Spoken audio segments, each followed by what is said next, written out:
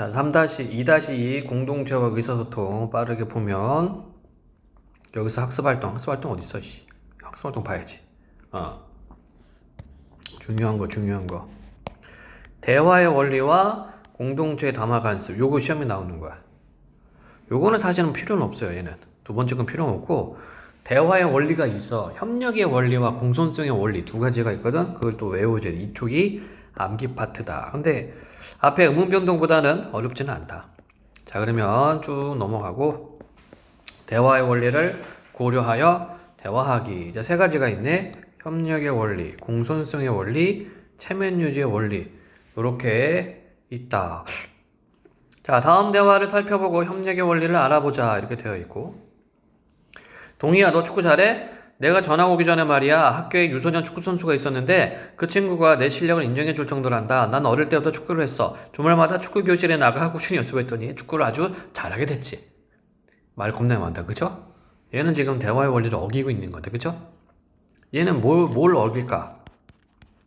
이런 거를 양의 경륜이라고 그래. 이거를 어기고 있는 거야. 너무 많아, TMI가. 뭐야? 결론은 축구를 잘한다는 말이잖아. 조금 있다 축구 같이 할래? 좋아. 근데 너 어제 축구부 입단 시험 본 건 어떻게 됐어? 일부러 못 들은 척하면 내가 축구화를 어디에 두었더라. 사오정이냐? 화상의 어깨를 토닥이면 다음에 기회가 또 있을 거야. 뭐야? 얘네 뭐지? 개그 콤비인가? 네. 자, 기억에서 드러나는 말하기 방식의 문제점은 뭐냐? 이렇게 찾아내는 겁니다. 그래서 보통 시험 문제 어떻게 나오냐면 이거를 이제 보기로 주고, 다음 보기에 나타난 대화의 문제점으로 적절한 것은 뭐 이런 식으로 나오는 거야. 그래서 질문과 관련된 내용만 말하지 않고 불필요한 내용까지 말한다. 즉, 대화의 원리 중에 협력의 원리 중에서 양의 경륜을 어기고 있다. 이런 식으로 짚어낼 수 있어야 된다. 자, 다음 설명을 바탕으로 할 때 동의에게 조언한 말을 써보자. 자, 이게 협력의 원리야. 외워야 돼. 이거 암기입니다, 암기. 자, 대화의 목적을 달성하려면 서로 협력하며 대화하는 자세가 필요한데 이를 협력의 원리라고 한다. 협력의 원리는 다음 네 가지의 경륜로 이루어져 있다. 양의 경륜, 대화에서 필요한 만큼의 정보만 전달해라. 질의 경륜, 타당한 근거를 바탕으로 진실이라고 생각하는 내용을 전달해라. 한마디로 뭐니? 구라치지 말아라, 이런 얘기야. 관련성의 경륜, 대화의 목적과 주제에 맞는 정보를 제공해라. 태도의 경륜, 모호하거나 중의적인 표현을 피하고 간결하고 조리 있게 말해라. 자, 이거 외워야 됩니다. 이게 뭐라고? 협력의 원리 네 가지. 양의 경륜, 질의 경륜, 관련성 경륜, 태도의 경륜 중요하다. 왜 중요하냐면 이렇게 나왔을 때 동의가 어긴 게 뭐라고? 양의 경륜을 어겼지, 그쵸? 그러면 화상이가 어긴 것은 뭐니? 못 들은 척하며 다른 얘기했지. 얘는 관련성의 경륜을 어긴 거야. 이렇게 구분할 수가 있어야 된다. 자, 협력의 원리 중 니은에서 화성이 지키지 않는 경륜, 관련성의 경륜이 되는 거지, 그치? 이해됐습니까? 예. 그래서 의도적으로 관련성의 경륜을 어기며 축구부 입단 시험을 잘 보지 못했다는 것을 간접적으로 전달하고 있다. 이해됐어? 이게 말 돌리기 하는 거지, 말 돌리기. 말 돌리기가 관련성의 경륜을 어긴다는 얘기예요. 다음 내용. 자, 공손성의 원리를 고려하며 대화를 구성해보자. 자, 미리 좀 볼게요. 공손성의 원리. 요령의 경륜이 있는데, 요령의 경륜은 뭐냐면 상대방에게 부담이 되는 표현을 최소화하고 이익이 되는 표현을 최대한다. 한마디로 뭐냐면 요령의 경륜을 언제 하냐면 이거 부탁할 때 쓰는 거야. 부탁할 때. 상대방한테 부탁할 때 쓰는 게 요령의 경륜입니다. 말 그대로 요령 있게 해야 돼. 그치? 이거 상대방이 부담을 안 느끼게 해줘야 돼요. 알겠니? 이게 요령의 경륜입니다. 관용의 경륜이 뭐냐면 이것도 마찬가지로 부탁할 때 하는 건데 자신에게 이익이 되는 표현을 최소화하고 부담이 되는 표현을 최대한다. 그래서 보통 부탁을 할 때 요령의 경륜과 관용의 경륜 둘 다 쓰기도 한다. 예를 들어서 이것 좀 해줄 수 있니? 그럼 내가 이거 해줄게. 라는 식으로 돌아가는 거야. 뭐 해줄 수 있니? 의문형으로 가는 게 요령의 경륜이 되는 거고, 내가 뭐 해줄게 라고 말하면 그게 관용의 경륜이 된다. 자, 칭찬의 경륜은 상대방에 대한 비방을 최소화하고 칭찬을 최대한다. 그러니까 무조건 잘했다라고 얘기를 해주는 겁니다. 겸양의 경륜, 겸손이 되겠지, 그치? 상대방이 나한테 칭찬했을 때 내가 겸손한 태도를 보이는 것, 이게 겸양의 경륜이고, 동의의 격률, 상대방의 의견을 제시했을 때 먼저 수긍을 해줘요. 긍정적으로 해주는 거야. 이것을 동의 격률이라고 한다. 그래서 요령의 격률, 관용의 격률, 칭찬의 격률, 겸양의 격률, 동의의 격률, 공손성의 원리 4가지. 자, 그러면 앞에서 협력의 원리가 뭐가 있었다고? 협력의 원리 뭐 있었어? 이거 외워줘야 돼요. 뭐 있었어? 관련성 태도, 그쵸? 양의 격률, 그치? 그 다음에 또 뭐 있었더라? 모호성, 모호한 태도로 말하지 말기, 이런 게 있었고, 그 다음에 질의 격률, 구라치지 말아라. 이렇게 외워줘야 됩니다.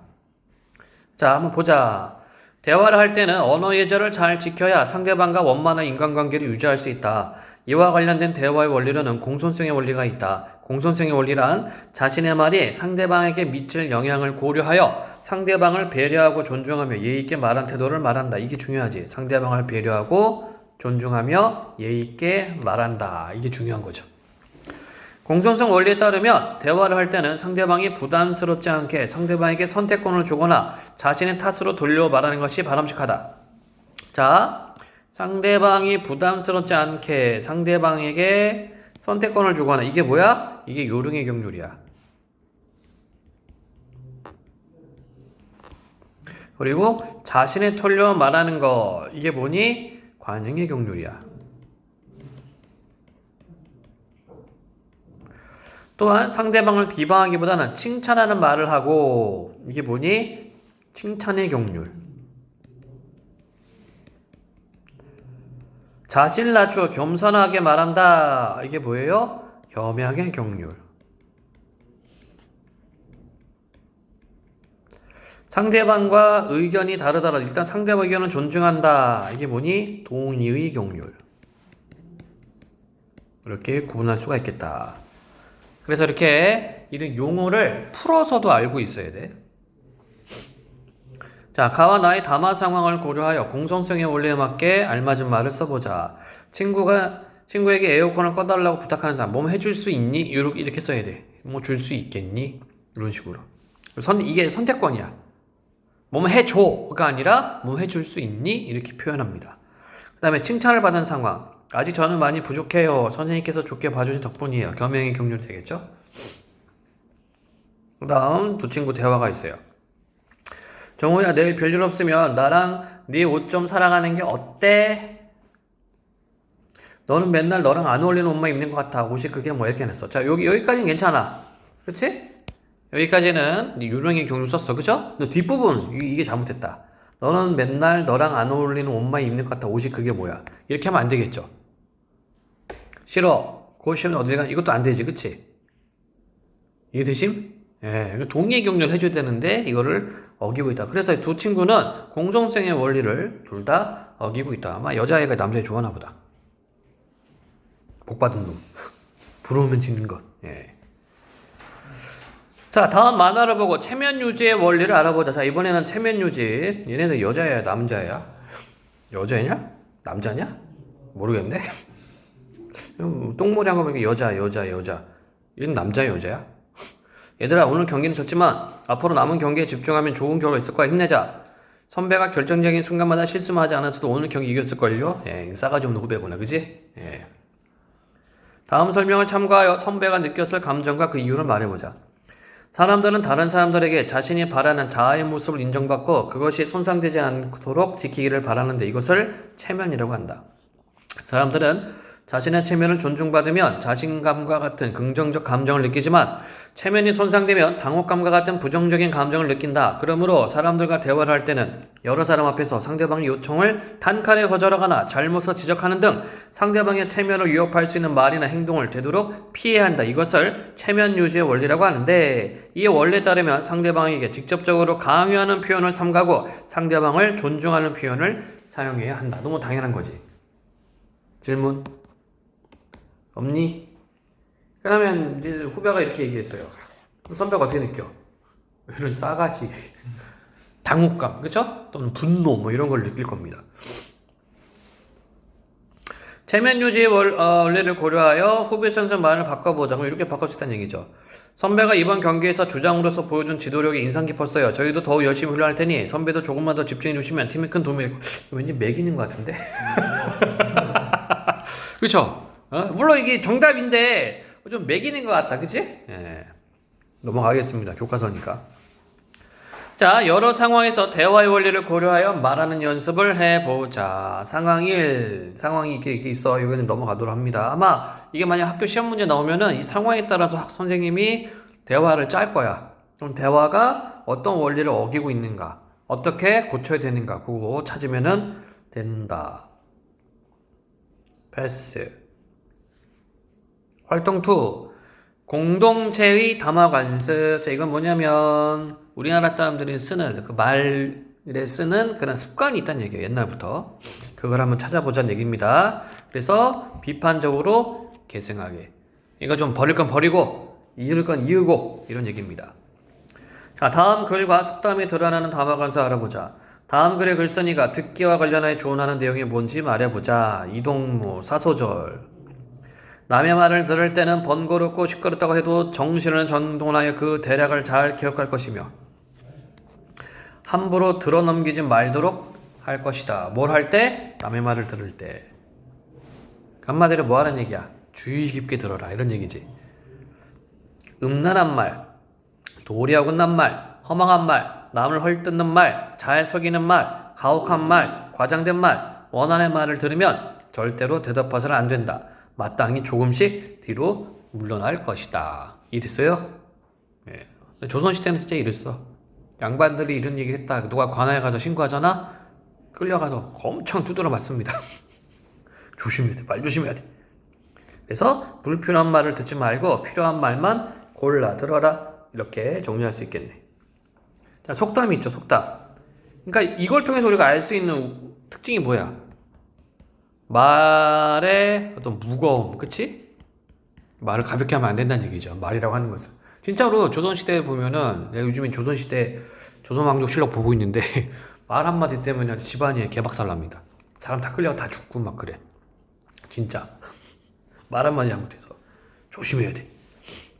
그래서 다음 속담의 뜻, 말이 씨가 된다. 늘 말하는 것이 사실대로 되었을 때. 이거는 뭐 긍정적인 뭐 내용에도 쓸 수 있고 부정적인 내용에서도 쓸 수 있겠지. 남말은 새가 듣고 반말은 쥐가 듣는다. 그러니까 말 조심해라 이런 의미가 되겠다. 질문 있니? 없어요? 그래서 우리나라에서는 이제 말을 할 때는 항상 조심하게 해야 된다는 말. 자, 이제 설화가 있네요. 차계기환이라는 설화. 설화는 옛날 이야기. 성격을 보니까 풍자와 해학. 소재, 친구의 인색한 대접. 주제는 인색한 대접에 대한 재치 있는 지적. 제목 그대로 뭐냐면 차, 빌리다. 개, 닭. 기, 그것으로 환, 돌아가다. 그래서 이거를 좀 의역을 하면 닭을 빌려 타고 돌아감 이런 뜻이야. 내용을 봅시다. 김 선생은 담소를 즐겨 하였다. 담소는 이제 수다 떠는 거. 그가 일찍이 벗의 집을 찾아간 적이 있었다. 주인은 술상을 내오되 안주는 단지 채소뿐이라며 먼저 사고부터 하는 것이었다. 집은 가난하고 시장마저 멀다네. 맛있는 음식일랑 전혀 없고 단박한 것뿐이네. 그저 부끄러울 따름일세. 변명하는 거죠, 그지? 그때 마침 한 무리 닭들이 마당에서 어지럽게 모이를 쪼고 있었다. 김 선생이 그를 보며 말했다. 대장군은 천금도 아까워하지 않는 법이네. 내 말을 잡아 안주를 장만하게. 하나뿐인 말을 잡으라니 무엇을 타고 돌아가겠다는 말인가? 닭을 빌려 타고 가려네. 이게 뭐예요? 이게 제목이야. 창의 기환. 김 선생의 대답에 주인은 크게 웃고서 아하! 닭을 잡아 대접하였다. 그러니까 이 말의 의미가 뭡니까? 말의 의미가 야, 너 닭 많잖아. 이런 뜻이 되겠지, 그치? 이해했어? 그래서 이제 말의 뜻 힘. 이게 해학, 재미, 풍자. 이때 풍자는 비판적 웃음인데 여기서 인색한 친구에 대한 풍자라고 생각하면 되겠다.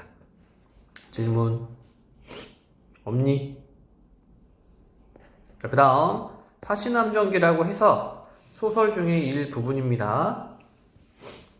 유소사가 지연에게 부탁하여 유모를 통해 사소조에게 청혼의 뜻을 전하고 답변을 듣는 상황. 유모는 집 안으로 들어갔다가 곧 다시 나와 부인의 말씀을 전했다.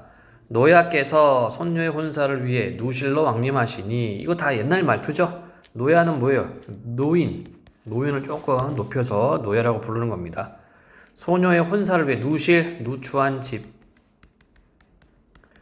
누추한 집으로 왕림하시니 오시니. 참으로 황공합니다. 옛날 말투. 말씀하신 유서서 대과의 혼사는 다만 감당하지 못할까 두려울 따름입니다. 어찌 명을 어길 수 있겠습니까? 자, 어찌 명을 어길 수 있겠습니까? 나 그대로 하겠다는 얘기죠. 그죠? 지연은 기뻐하며 돌아가 유소서에게 편지로 통지했다. 소서도 크게 기뻐하며 길을 좋은 날을 택했다. 이런 얘기네요. 그러니까 요게 이제 말하기, 옛날 사람들 말하기 방식이 되는 거죠. 굉장히 점잖은, 겸손한 말을 하고 있다. 이해되심? 질문? 없어? 오케이.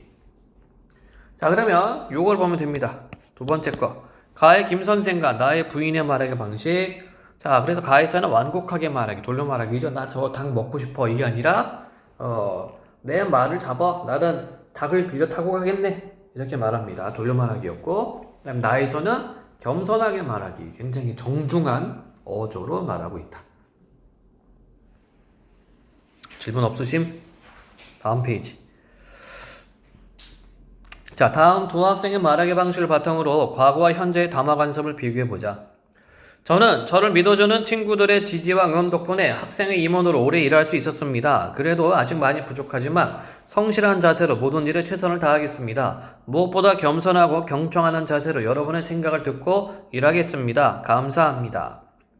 저는 중학생 때부터 학생의 임원으로 활동하면서 학생의 운영 경험이 풍부합니다. 그리고 빠른 결단력과 적극적인 추진력으로 문제 상황을 효율적으로 해결할 수 있는 능력도 갖추고 있습니다. 준비된 저를 학생회장으로 뽑아주세요. 그 누구보다 잘할 자신이 있습니다. 이렇게 표현했네. 자, 그럼 어때요? 가는 말하기 방식에서 겸손함이 느껴져서 정직하고 성실 학생을 보이고, 나는 자신감이 느껴져서 회장직을 수행한 전문성이 있어 보인다. 이렇게 되어 있다. 그치? 쉽게 얘기해서 이 남학생은 좀 겸손하게 말하고 여학생은 좀 자신감 있게 말한 거야. 이런 차이가 있다. 자, 그러면 가와 나의 담화관습 차이. 가의 장점. 상대방의 감정을 상하게 하지 않고 예의가 바른 느낌을 줄 수 있다. 그치? 겸손한 말하기니까. 단점. 자신감이 부족해 보이고 상대방이 말하는 이의 의도를 이해하지 못하거나 왜곡하여 이해할 수 있다. 너무 겸손하기 때문에. 그래서 얘가 회장이 나오겠다는 건지 말겠다는 건지 뭐 어쩌라고 이렇게 받아들일 수 있다는 얘기야. 나는 자신의 주장과 능력을 명확하게 전달할 수 있어 유능하다는 인상을 준다. 그리고 불필요한 미사유구가 없어 의미가 명확하다. 단점. 거만한 느낌을 줘 상대방 기분을 상하게 할 수 있다. 얘가 왜 이렇게 얘가 건방져? 이렇게도 생각할 수 있겠지. 이런 장단점들이 있다. 자, 다음. 오늘날 담화관습의 특징을 생각해보고 이에 대한 자신의 생각. 자, 게시판 있네요. 제목, 첫 자작곡 게시, 솔직한 평가 환영. 얘들아 안녕. 난 게임 음악 작곡가가 꿈이야. 내가 피아노로 연주해서 자작곡을 만들어봤는데 어때? 1반, 우와 대박인걸. 이미 작곡가 포스 철철. 방구적 전문가. 이 친구 피아노 연습을 좀 더 해야 할 듯. 연습해서 다시 오셈. 여보세요. 여기 게임 속 아닌가요? 너무 실감나서 이미 게임을 하고 있는 줄. 그래서 얘하고 얘는 어때? 긍정적으로 보고 있는데 얘는 조금 비판적으로 보고 있다. 그치? 이거 아주 직접적으로 이렇게 얘기할 수 있다는 얘기죠. 요즘은. 그죠? 그래서 요즘에는 다른 사람과의 관계를 의식하지 않고 자신의 생각을 직설적으로 표현하는 경우가 많은 것 같아. 간혹 그 정도가 심해서 불편한 느낌이 들 때도 있어. 그래? 나는 오히려 자유로운 분위기에서 생각을 꾸밈없이 전달할 수 있어서 좋다고 생각해. 각각의 장단점이 있겠지. 질문 있니? 없어요. 자, 그러면 요게 또 중요해. 오늘날 우리 담화관습을 보다 바람직한 방향으로 개선하기 위한 방안을 찾아 써보자. 개성을 존중하되 타인을 배려하는 언어생활. 상대방과 입장의 처지를 고려해 완곡하게 말하는 연습. 돌려 말하기. 이것도 필요하다. 너무 이렇게 대놓고 직설적으로 하는 것보다는 완곡한 어법이 필요하기도 합니다. 질문 없으면 다음 페이지. 자, 활동 3. 개성이 드러나는 글쓰기 있는데요. 여기는 지금 수필이 있거든. 이거 수필인가? 네. 전 수필 한번 보도록 하겠습니다. 수필을 볼 때는 시하고 똑같아. 정서 찾으면 되고 그 이유 찾으면 되고, 그 다음에 표현기법 정리 똑같다. 얘도 자, 다음 수필을 읽고 글쓴이가 생각하는 바람직한 의사소통 문화가 무엇인지 알아보자. 길을 가다가 우리 아이들만한 아이들이 지나가면 꼭 다가가서 말을 붙이게 된다. 분명 내가 지금보다 젊었을 때는 없던 습관이다. 처음 보는 아이들에게 말을 거는 것을 우리 아이들은 영판 싫어한다. 창피하다는 것이다. 그러면서 묻는 말이 엄마 걔 알아? 다. 나 어렸을 때도 그랬던 것 같다. 엄마는 밭에 가는 길에 이웃 동네 아이들을 만나면 꼭 아가 하고 말을 걸었다. 자, 그럼 엄마의 성격 어때요? 이 나의 성격 어때? 좀 이렇게 아이들을 친근감 있게 좀 대하려고 한다는 점. 아가, 엄마 아버지 잘 계시냐? 그러면 그 아이는 의아한 표정으로 다시 묻는다. 아줌마 나 알아요? 알지 그럼 내가 너를 모를게비. 너 입으로 오줌 싼 것도 알고 다 안다 내가. 아이 얼굴이 붉어진다. 그러면서 얼른 대답한다. 엄마랑 아버지는 잘 계신다고. 그때 엄마는 오냐 잘 가라 인사를 하거나 호주머니를 뒤져 당신 먹으려고 싸가던 감자나 고구마를 나눠주곤 했다. 그 다음에 또 내가 물을 차례다. 엄마 걔 진짜 알아? 엄마는 아무 대답도 안 하고 씩 웃기만 하셨다. 안다는 건지 모른다는 건지. 내가 처음 보는 아이들에게 말을 거는 것은 엄마를 닮아서인지도 모르겠다. 그리고 물론 나는 내가 말을 걸었던 걔를 모른다. 이름이 뭔지, 어디 사는지, 몇 살인지. 그러나 또 나는 걔를 영 모르는 것이 아니다. 우리는 지금 같은 시대에 살고 있으며 날마다 비슷한 음식을 먹고 살고 무엇보다 우리는 이웃이고 같은 사람이다. 이웃끼리 반가워 말 붙이는 게 뭐가 이상한 말인가. 이 사람 생각이죠. 그치? 그래서 뭐랄까 지은이의 가치관이 드러나 있습니다. 아니 이웃끼리 반가워서 말 붙이는 게 뭐가 이상해. 아파트 엘리베이터 안에서 이웃끼리 눈을 마주쳐도 서로 외면하는 것보다는 100배 낫지 않은가. 서양인들이 처음 보는 사람끼리라도 눈이 마주치면 안녕하세요 혹은 좋은 아침이에요와 같은 가벼운 인사나 눈웃음을 나누는 모습이 나는 참 좋아 보인다. 엘리베이터 안에서 엄마 손을 잡은 아이와 눈을 마주쳤다. 눈을 마주쳐 놓고도 먼 산 바라게 하는 게 거북해서 내가 먼저 인사를 했더니 아이가 얼른 제 엄마 뒤로 숨는다. 그럴 때는 인사를 한 내 쪽이 무안해진다. 어느 땐 서로 몇 번 얼굴을 마주쳐서 빤히 구면인 줄 알면서도 고개 빳빳이 들고 눈은 딴 데로 돌리고 어색한 침묵을 유지하는 경우도 있다. 그럴 때 나는 사는 게 정말 재미없게 느껴진다. 반대로 시골 버스를 타면 사는 게 바로 이런 맛이구나 싶어질 때가 있다. 자, 지금 데뷔하고 있네. 어딜 데뷔하고 있어요? 엘리베이터. 아파트 엘리베이터랑 시골 버스. 그러니까 아파트 엘리베이터는 어떠니? 이웃 사람들끼리 인사를 잘 안 하고 오히려 어색해 합니다. 근데 시골 버스는 모르는 사람끼리 서로 대화를 하죠. 자, 모르는 사람들끼리 빤히 아는 살아가는 이야기를 나눌 때다. 올해 고추 농사는 잘 되는 것 같지요? 어때요? 우리 고추는 탄재가와 허연대 탄재. 이게 이제 그 전염병이야. 식물들 전염병. 비가 너무 와서 걱정이지요? 그래요. 비가 너무 오면 병충해가 들끓을 건데 걱정이네요. 나는 이따금 시골 마을 유람을 간다. 휴에 버스 타고 아무 시골에나 내려 아무 마을에나 들어가 그냥 동네를 이곳저곳 구경하며 돌아다니는 것이다. 시골 마을 구경하기. 어디나 비슷한 것 같지만 또 그 내밀한 속풍경은 다 다른 것이 우리나라 시골 마을이다. 나는 그곳을 그냥 돌아다니기만 해도 저절로 그 동네 사람들이 살아온 내력이 읽히는 것 같다. 내가 동네를 돌아다닐 때면 집 앞에 앉아있던 노인들이 나를 부른다. 그냥 무심히 일로 와봐요. 나를 부르는 그 눈빛은 무구하다. 우리가 보통 순진무구라는 말 쓰지, 그치? 그래서 무구라고 하면은 아무 해가 없다 이런 뜻이야. 처음 본 사람에 대한 경계의 빛은 애초에 없다. 있다면 약간의 호기심 정도? 어디서 왔냐고 묻지도 않고 혹 먹을 것이 있다면 먹을 것부터 내민다. 그래 놓고 나서 어디서 오셨느냐고 조심스레 묻는 것이다. 작년 여름에도 전라도 고창의 어느 마을을 그렇게 구경하며 다니다가 나는 그렇게 손님 아닌 손님 대접을 받았다. 그리고 보니 옛날에 우리 고향 마을도 그랬던 것 같다. 그때는 보따리를 머리에 이고 다니며 물건을 팔러 다니는 사람들이 많았다. 그렇게 물건을 팔러 다니다가 혹여 저녁 때가 되면 주인은 보따리 장소가 자신의 집에서 유하고 가는 걸 당연하게 그랬다. 유하다, 머물다 가다는 뜻이야. 밥도 당연히 같이 먹었다. 아무리 보따리 장소라고 해도 저녁 때가 됐는데 그냥 가게 하는 것은 사람의 도리가 아니라고 여겼다. 그냥 그랬다.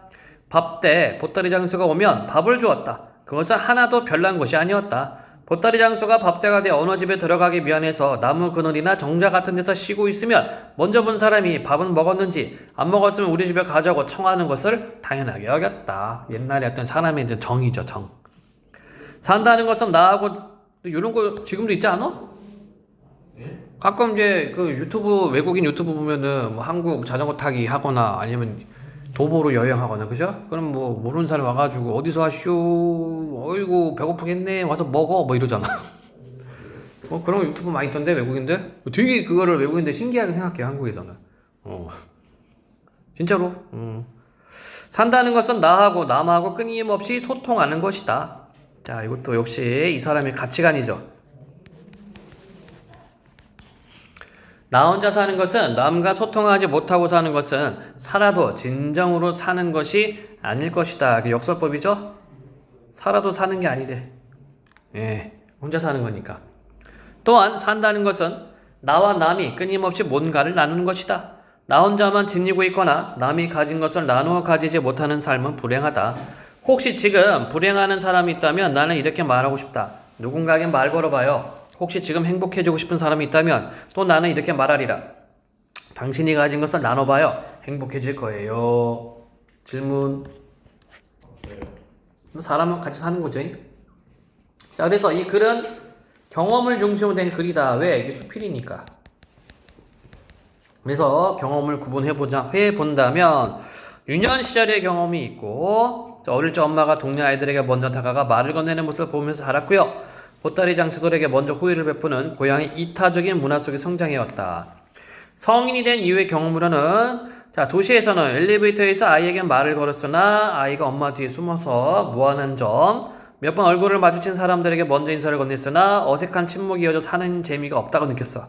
시골에서는, 자, 시골 마을을 유람했을 때 버스 승객과 노인들이 먼저 말을 걸고 먹을 것을 주자 생동감을 느꼈다는 점, 이런 차이가 있다. 자, 그래서 어디 보자. 이웃과 주변 사람에게 먼저 말을 걸며 다가 소통하는 것, 이게 이 사람의 가치관이라고 얘기를 했지, 그치?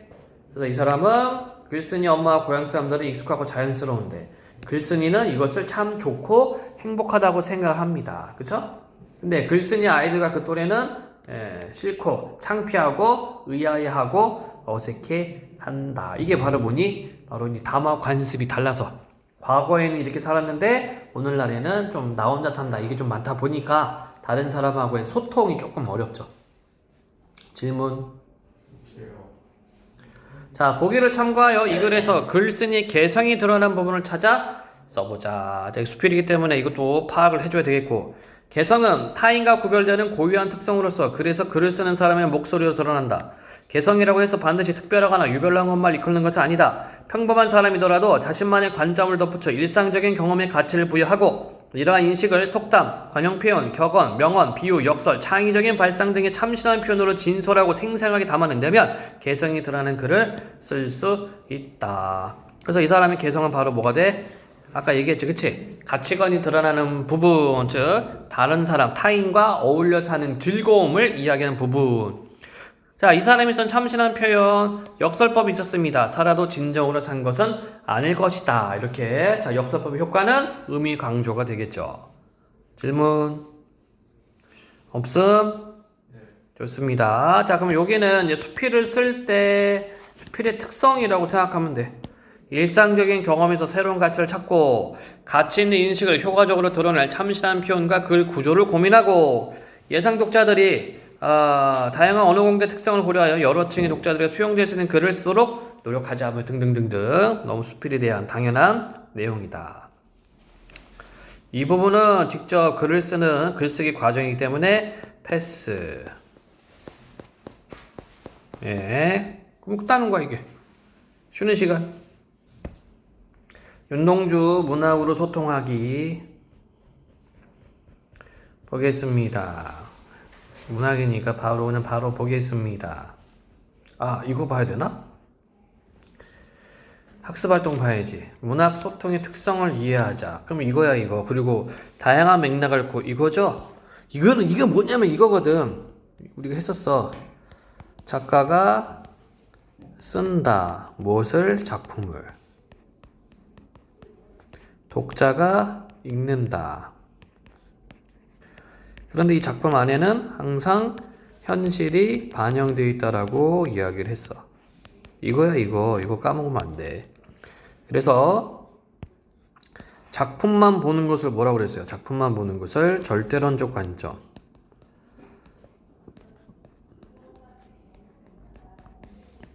다른 말로는 내재적 의미. 내재 안에 있다는 얘기야. 작품만 보는 거야. 작품만. 반면에 작가, 현실, 독자 측면에서 보는 것을 외적 의미 또는 외재적 의미 또는 외재적 접근 이런 말을 쓰고, 따라서 작가 중심으로 보는 것을 표현론적 관점.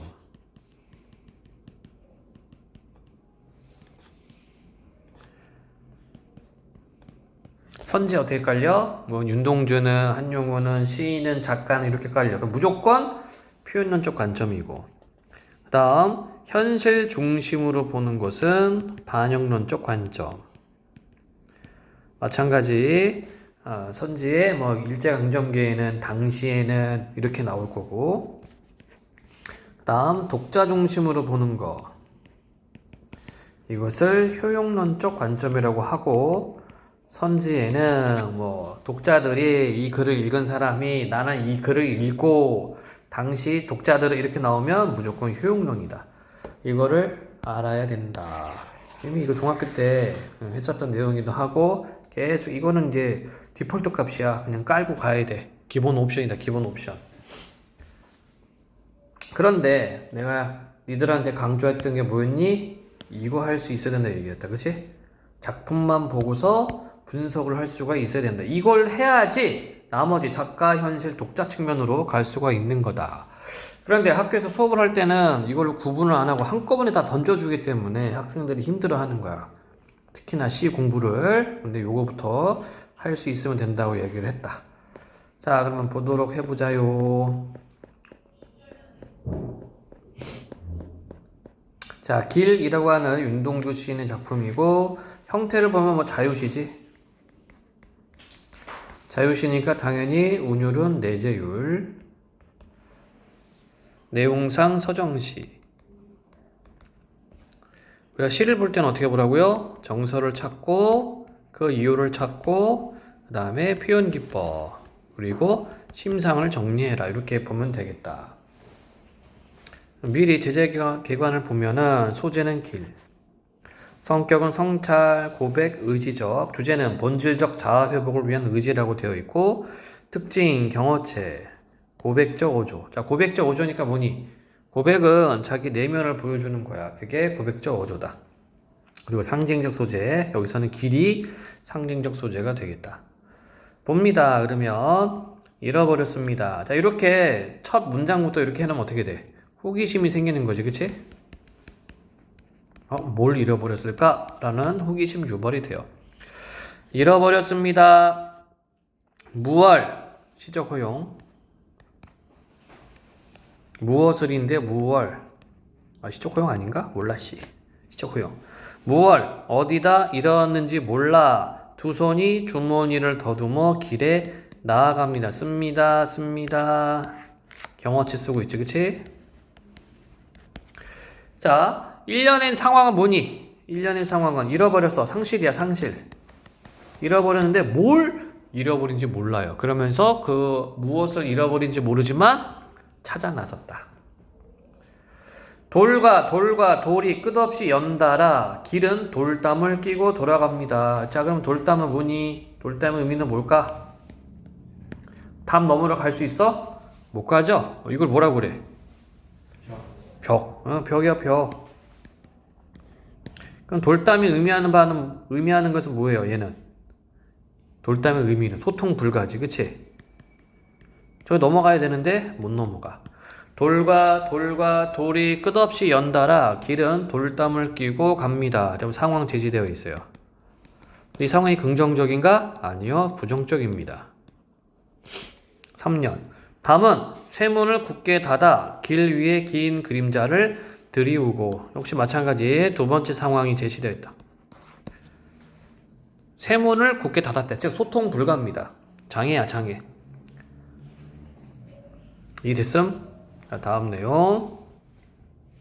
길은 아침에서 저녁으로, 저녁에서 아침으로 통했습니다. 이거 뭐 하고 있어? 아침에서 저녁으로, 저녁에서 아침으로. 이거 뭐하니? 계속해서 걷고 있다는 얘기거든. 이 사람이 시적 화자가. 이해됨? 예, 계속 걸음. 이게 뭘 의미하느냐? 자기 성찰하는 거죠. 끊임없는 성찰. 길은 아침에서 저녁으로, 저녁에서 아침으로 통했습니다. 돌담으로 가로막힌 길이 계속해서 이어졌어. 돌담을 더듬어 눈물 짓다. 그거 왜 울어? 왜 눈물 지을까? 소통이 안 돼서 궁극적인 게 있지. 왜 울어, 이 사람? 왜 울까? 이 사람이 길을 나선 이유가 뭐야? 잃어버린 걸 찾으려고 했지, 그치? 못 찾는 거죠, 그쵸? 돌담을 더듬어 눈물 짓다. 그래서 잃어버린 것을 찾지 못해요. 찾지 못한 슬픔이 되겠지. 돌담을 더듬어 눈물 짓다 쳐다보면 하늘은 부끄럽게 푸릅니다. 하늘을 보고 부끄럽대요. 그럼 하늘이 뭐가 되는 거야? 여긴 자아 성찰의 매개체라고 했잖아. 맞아? 성찰의 매개체. 왜? 하늘을 보고 부끄러운 거야. 또 푸르다 시각적.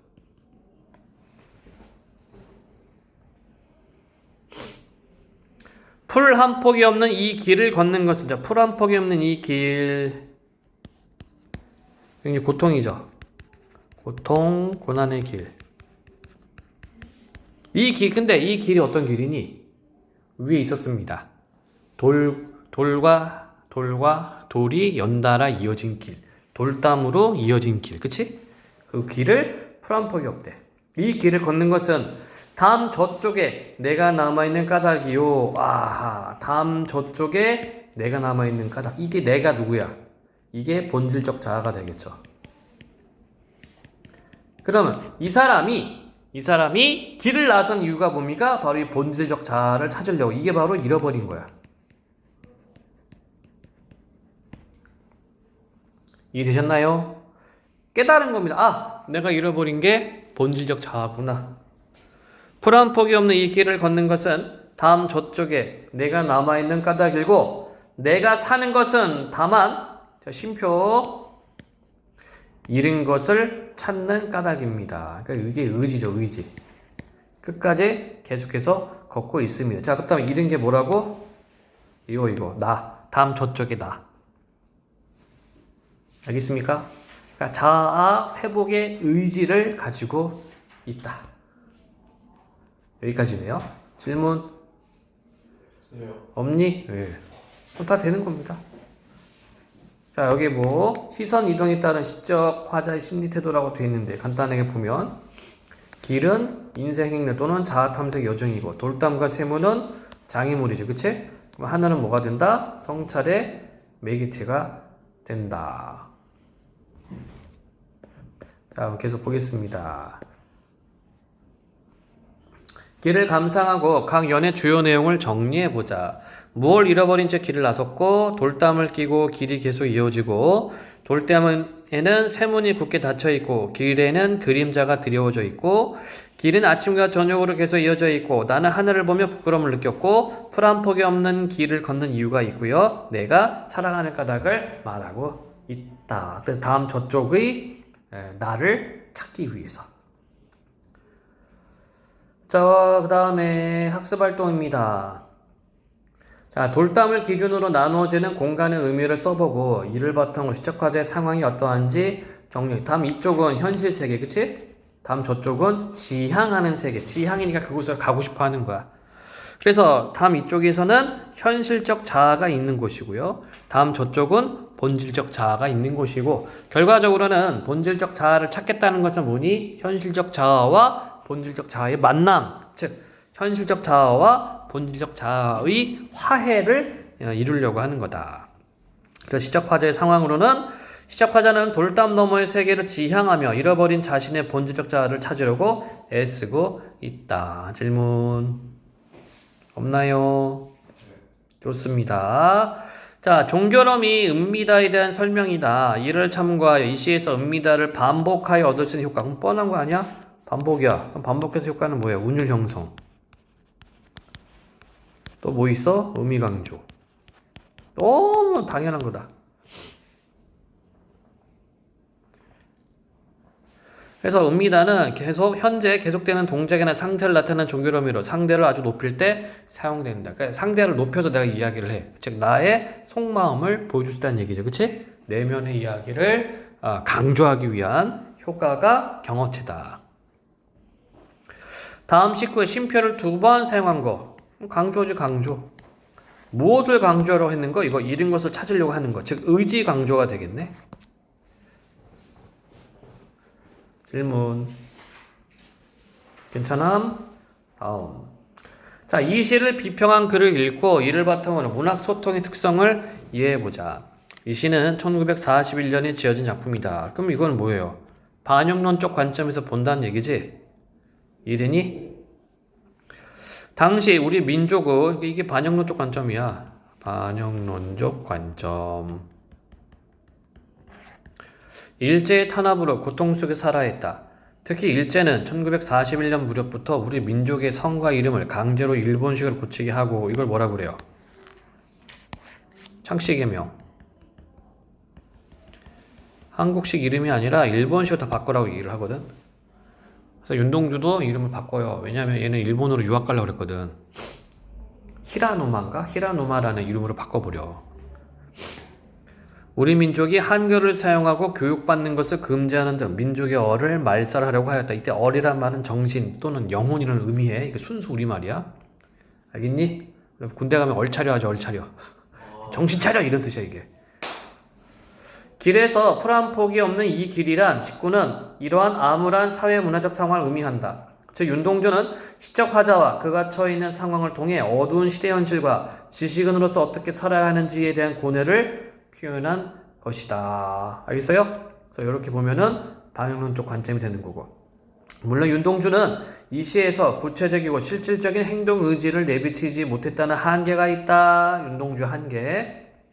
하지만 당시에 많은 작가가 일제에 동조했거나 목소리를 내지 못했던 것에 비해 윤동주는 이 시에서 내가 사는 것은 다만 잃은 것을 찾는 까닭입니다 라고 말하며 현실 극복 의지를 드러내었다. 이러한 점에서 이 시는 우리의 문학사에서 가치 있는 작품이라고 할 수 있다. 여기는 뭐예요? 문학사적인 관점이다.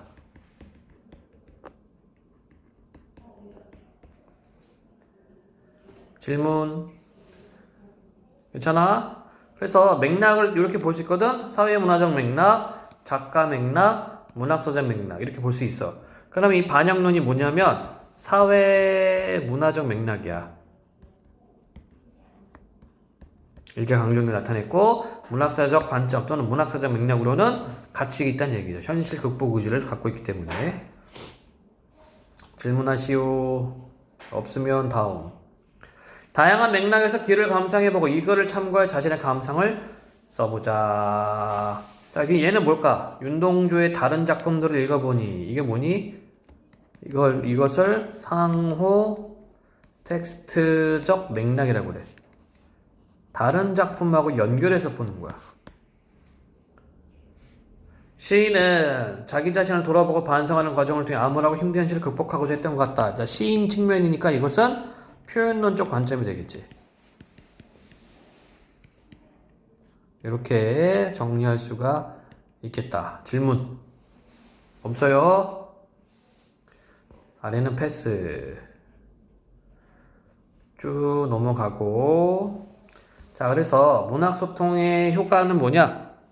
문학소통이란 문학작품을 매개로 작가 또는 다른 독자와 소통하는 행위고, 문학소통에 참여함으로써 자신의 삶을 돌아볼 수 있을 뿐만 아니라 타인과 사회를 깊이 있게 이해할 수 있음. 자, 이게 문학의 기능이 있거든? 문학의 기능, 윤리적 기능이 있어요.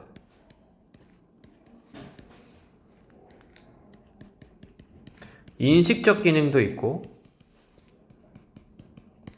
그 다음에 미적 기능이 있다.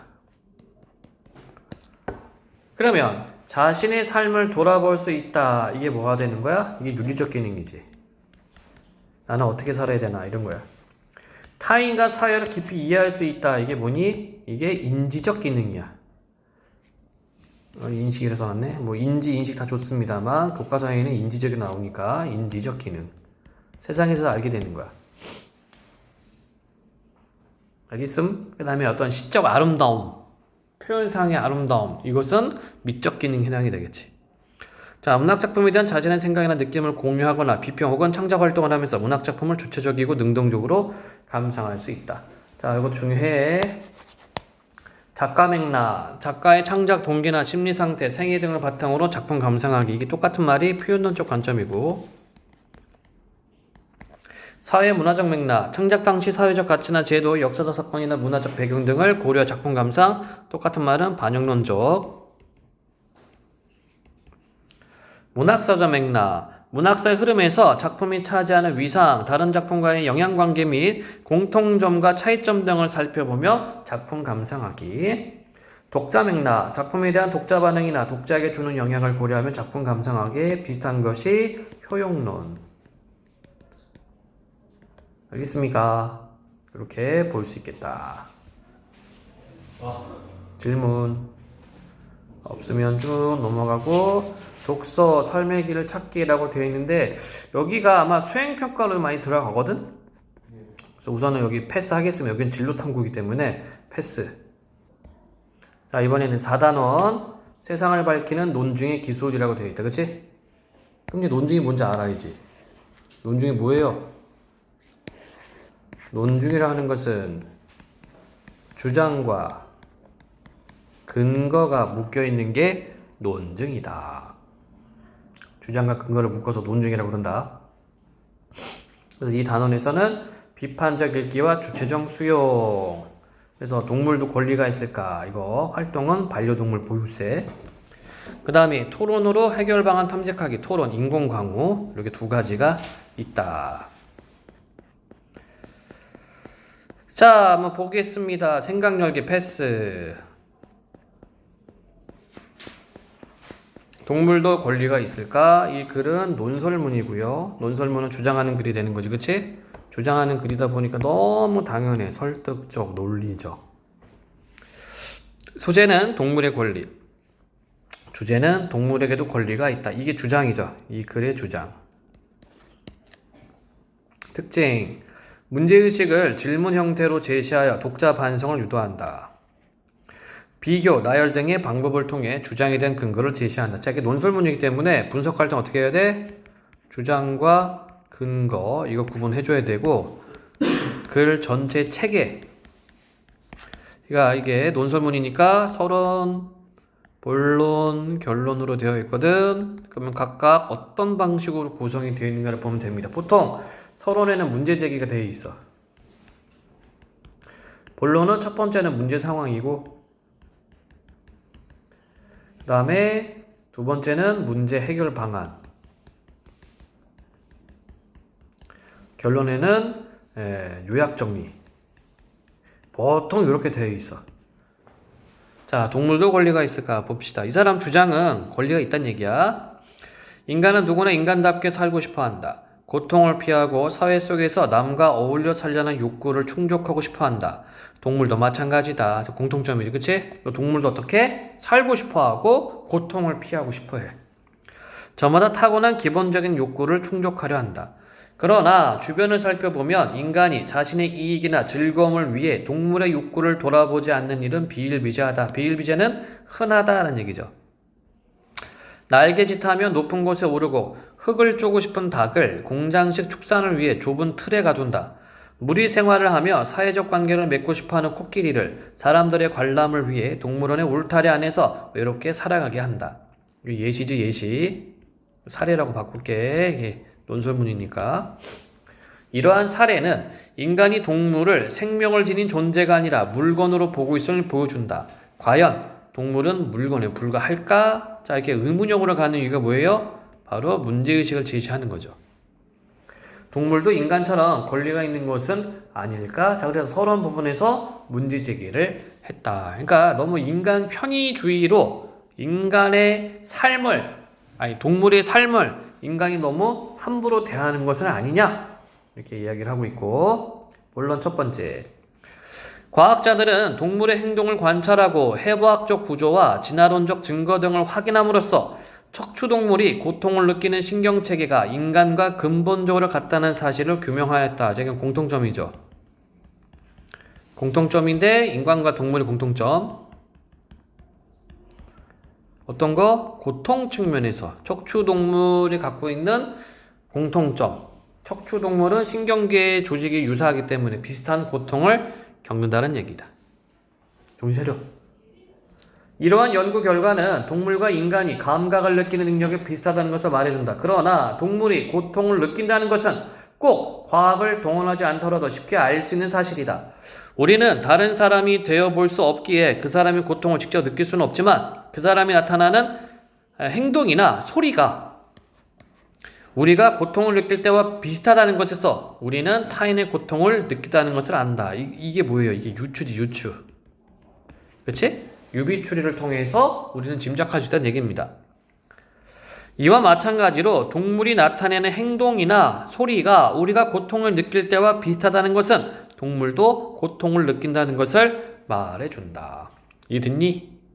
자, 그래서 첫 번째, 본론 첫 번째는 고통과 관련된 건데, 첫 번째 근거는 해부학적 구조가 인간과 비슷하다.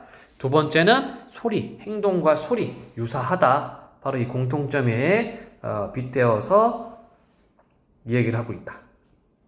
자, 내용 질문 없으면 다음 내용. 본론 2. 동물에게 권리가 있음을 주장하는 또 다른 이유는 우리가 당연하다고 받아들이는 생각에서 찾을 수 있다. 우리는 인종에 따라 사람을 차별하는 것은 옳지 않다고 생각하는데 동물의 권리를 인정하지 않는 태도는 인종차별주의와 다르지 않기 때문이다. 이게 근거. 피부색이 다르다는 이유로 다른 사람의 이익을 무시하는 관행이 당연한 것으로 여겨지던 때가 있었다. 흑인 노예제도나 흑백 분리 정책 등이 그 대표적인 사례다. 이제 그러한 제도가 차별이라는 것을 누구나 인정한다. 피부색이 다르다는 이유로 다른 사람을 노예로 삼는다든지 학교를 같이 다닐 수 없다고 판단한다는 것은 명백히 차별이다. 피부색은 사람을 다르게 대우하는 기준이 될 수 없다. 따라서 그것에 따라 사람을 다르게 대우하는 것은 차별이다. 철조망으로 낸 좁은 우리나 동물원에서 동물을 기르는 관행은 동물에게 고통을 주는 행위다. 인간이나 동물 중 어떤 종에 속하느냐는 그 대상이 고통을 느끼는지 판단할 때 고려할 요소가 될 수 없으므로 인간의 고통과 동물의 고통을 구별하는 것은 차별이다. 자, 여기서는 이제 고통. 본론 앞부분에서는 인간과 동물의 공통점 고통으로 삼았지, 그치? 그 다음에 본론 두 번째에서는 사람들은 피부색으로 차별하면 안 된다는 얘기예요, 그죠? 그리고 인간과 동물의 공통점, 바로 고통. 고통으로 차별하는 것도 안 된다는 얘기야. 이를 두고 철학자 피터 싱어는, 자, 여기서는 근거 제시를 위해서 철학자를 끌어들였다. 피터 싱어가 한 말, 인종차별주의에 빗댄 종차별주의라는 개념을 이용하여 동물의 권리를 인정하지 않는 태도는 자기가 속한 인종의 이익을 위해 다른 인종을 차별해도 된다는 주장과 다를 바 없다고 역설하였다. 자, 그래서 본론 두 번째, 근거로서 삼은 것은 바로 인간의 고통과 동물의 고통을 구별하면 안 된다. 이게 되겠네. 자, 본론 3. 마지막으로 동물의 권리를 인정하는 일은 약자를 위한 사회적 진보에 해당한다. 동물의 권리를 인정하는 태도는 인간의 권리를 인정하는 태도와 맞닿아 있다. 인지심리학자 스티븐 핑커는, 자, 역시 다시 인용하고 있어. 그쵸? 자기의 근거를 위해서 인지심리학자 끌어들이고 있고, 위에서는 철학자 피터 싱어가 있었다. 자, 스티븐 핑커는 우리 본성의 선한 천사라는 저서에서 1970년대에 동물의 권리에 대한 논의가 확산된 이후 동물 학대 건수가 급격히 줄었고 이 궤적과 함께 성차별, 아동학대, 인종혐오 범죄 등이 함께 줄어들고 있음을 방대한 자료와 함께 보여주었다. 이를 통해 폭력과 야만이 어느 한 분야에서만 개선되는 것이 아님을 강조하였다. 동물의 권리를 인정하는 것은 우리 사회가 다른 생명체의 고통을 알면서 이를 외면하는 사회가 아님을 선언하는 것과 같다. 인도의 민족운동 지도자 간디는 한 나라, 자, 여기 또 사례에 나오고 있죠. 간디는 한 나라의 위대함과 도덕성은 동물을 대하는 태도로 판단할 수 있다며 약자를 대하는 태도가 한 인간의 인성, 더 나아가 국가의 도덕성까지도 드러냄을 강조하였다. 자, 그래서 본론 세 번째에서는 이렇게 동물을 보호하면은 인간의 어떤 심성하고도 연결된다라는 측면에서 이야기를 하고 있다. 자, 본론 네 번째. 동물의 권리를 인정하지 않는 이들은 동물은 인간과 다르므로 인간과 같은 권리를 인정할 수 없다고 주장한다. 동물과 달리 인간은 이성적 사고를 하고 언어를 사용한다는 것이 그 이유다. 자, 그러면 여기서는 이거는 뭐예요? 반론이지, 반론. 그치? 어떤 반론? 예상 반론입니다. 예상 반론의 근거는 뭐니? 야, 동물과 달리 인간은 이성적 사고를 한다. 그리고 언어를 사용한다. 어떻게 인간과 동물이 같냐? 같이 똑같이 취급하면 안 된다. 라는 예상 반론. 그러나 반박하는 거죠. 인간 중에서도 갓난아이는 이성적으로 사고할 수 없고 언어를 사용할 수 없다. 그러니까 동물하고 갓난아기하고 같은 위치로 보는 거. 이 사람은 갓난아이는 우리와 같은 인간 중에 속하므로 동물과 다른 대우를 받아야 한다고 주장한다며 이것은 인종차별주의와 같은 논리다. 위에서 얘기했지, 그치? 종차별주의라고.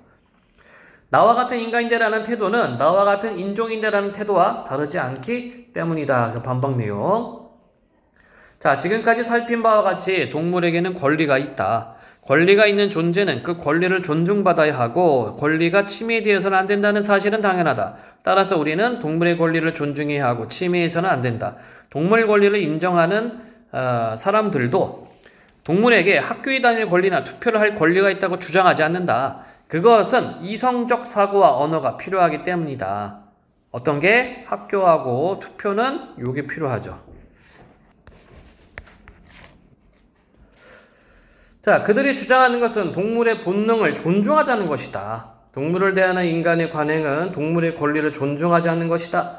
동물의 본능을 무시하고 좁은 우리에서 동물을 기르는 공장체 축산, 야생동물의 타고난 환경과 전혀 다른 곳에서 기르는 동물원, 화장품이나 세제 따위를 만들기 위해 동물에게 고통을 주는 동물 실험이 그런 관행이다. 사례.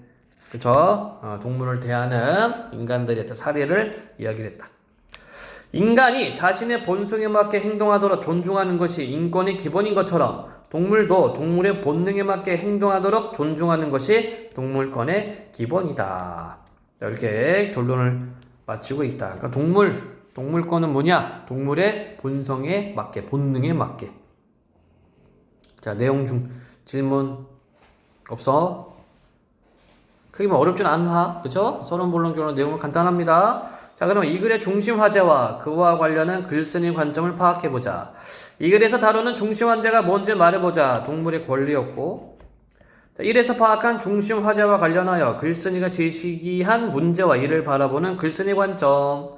자, 글쓴이가 제기한 문제는 인간의 이익이나 즐거움을 위해 동물의 고통을 외면했다. 이게 되겠고, 동물을 물건처럼 여긴다. 이게 문제야. 이게 문제점이었습니다. 서론 부분에 있었죠? 그래서 글쓴이 관점은 동물은 물건이 아니라 생명체. 따라서 인간의 이익과 즐거움을 추구하기 위해 동물의 고통을 외면해서는 안 된다. 자, 이 글의 논증 요소를 파악하자. 아까 논증이 뭐라고 그랬어요? 주장과 근거가 묶여있는 게 논증이라고 얘기를 했다. 그래서 이 사람의 주장은 동물에게 권리가 있다. 이거였고, 그 이유가 하나, 둘, 세 개가 있었어요. 그치? 즉, 동물도 고통을 느낄 수 있다. 그것에 대한 근거로 과학적 연구 결과, 그리고 경험적 사실. 이때 과학적 연구 결과는 뭐였니? 척추동물이라는 점, 신경계가 인간과 유사하다는 점, 그 다음에 사람이 고통을 경험하면은 행동, 소리를 하는 것처럼 동물들도 그 비슷한 소리와 행동을 보인다는 점. 자, 동물의 권리를 인정하지 않는 태도는 인종차별주의 태도와 다르지 않다. 그리고 그거에 대한 근거로 철학자 피터 싱어의 견해가 있었다. 그 다음, 동물의 권리를 인정하는 것은 약자를 위한 사회적 책임에 해당한다라는 이유가 있었고, 심리학자 스븐 핑거 그리고 간디 견해를 바탕으로 이야기를 했다. 따라서 동물에게 권리가 있다라고 주장을 합니다. 이때 권리는 인간과 같은 권리가 아니라 동물은 동물의 본능에 맞는 어떤 그 행위를 할 수 있는 권리, 이게 이 사람이 주장하는 겁니다. 자, 예상 반론은 뭐가 있었어요? 동물이 인간처럼 이성적 사고를 할 수 없고 언어를 사용할 수 없으므로 동물 권리를 인정할 수 없다라고 했는데, 요렇게 생각하는 것은 갓난아이의 경우를 빗대어서 설명을 했고, 따라서 동물과 같은 조건의 갓난아이가 인간과 같은 종이라는 이유로 그 권리를 인정한다면 이는 차별에 해당하므로 인종차별주의 논리와 같다라고 반박을 했다. 자, 내용 질문. 멍 때리지 말고. 자, 다음 질문에 답하며 논증 요소의 타당성을 평가해보자. 주장은 독자가 이해하기 명료한가? 이유는 주장을 뒷받침하기에 합리적인가? 근거는 이유를 뒷받침하기 적절한가? 예상 반론에 대한 반박은 설득력이 있는가? 평가할 논증 요소, 예상 반론에 대한 반박. 이것만 우선 보는 겁니다. 그렇게 결과 그렇다. 타당성이 있다고 본 거야. 왜냐하면 갓난아이 사례는 예상 반론의 논리적 허점을 지적하고 있어서 설득력이 있기 때문이다. 예상 반론의 논리적 허점이 뭐였어요? 예상 반론은 동물은 이성적 사고할 수 없고 언어도 못 써요 이거였어. 그치? 근데 인간도 갓난아이 때는 이성적 사고 못하고 언어도 사용할 수 없잖아. 그치? 이런 것으로 반박했기 때문에 타당하다라고 생각을 한다. 자, 이 글에 쓰인 논증 방법을 파악하고 논증 방법의 설득 효과를 판단해보자. 자, 논증 방법 이거 중요하고요. 두 가지가 있지. 연역과 귀납. 하나 추가. 유추. 연역은 전제를 깔아. 그 전제에 따라서 참이 되는 거야. 보통 우리가 3단 명제가 있다고 얘기를 하지. 귀납은 개별적 사실들을 살펴보고 그것으로 결론을 도출해내는 방법이다. 알겠어요? 자, 그럼 연역 논제의 예시. 사람은 뭐라고 할까? 뭐 철수는 사람이다. 아니지. 뭐라고 하면 좋을까? 사람은 생각한다. 이렇게 하면 쓸까? 사람은 생각한다. 이게 대전제. 철수는 사람이다. 이게 소전제. 따라서 철수는 생각한다. 이게 결론. 이거 3단 논법이라고 하죠? 이게 연역 전개 방식이고. 그 다음 귀납은 어떻게 돼? 철수는 생각한다. 영희도 생각한다. 귀남이도 생각한다. 따라서 사람은 생각한다. 이렇게 말하면 이거는 귀납 방법이 되겠다. 자, 논증 방법 구분해서 적용시킬 수 있어야 된다. 자, 그럼 가는 우리는 다른 사람이 되어 볼 수 없기에 그 사람의 고통을 직접 느낄 수는 없지만 그 사람이 나타내는 행동이나 소리가 우리가 고통을 느낄 때와 비슷한 것에서 우리는 타인의 고통을 느낀다는 것을 안다. 현상. 이와 마찬가지로 동물이 나타내는 행동이나 소리가 우리가 고통을 느낄 때와 비슷하다. 현상 2. 동물도 결론을 느낀다. 이렇게 해놨어요. 그치? 이건 뭐야? 귀납이지. 사례를 통해서 결론을 이끌어냈다. 나는 지금까지 살펴본 바와 같이 동물에게도 권리가 있다. 권리가 있는 존재는 그 권리를 존중받아야 하고 권리가 침해해서는 안 된다. 동물의 권리를 존중해야 하고 침해해서는 안 된다. 이것은 연역에 해당이 된다. 또는 이거 학교에서 이와 마찬가지로 했기 때문에 유추로 갈 수도 있거든.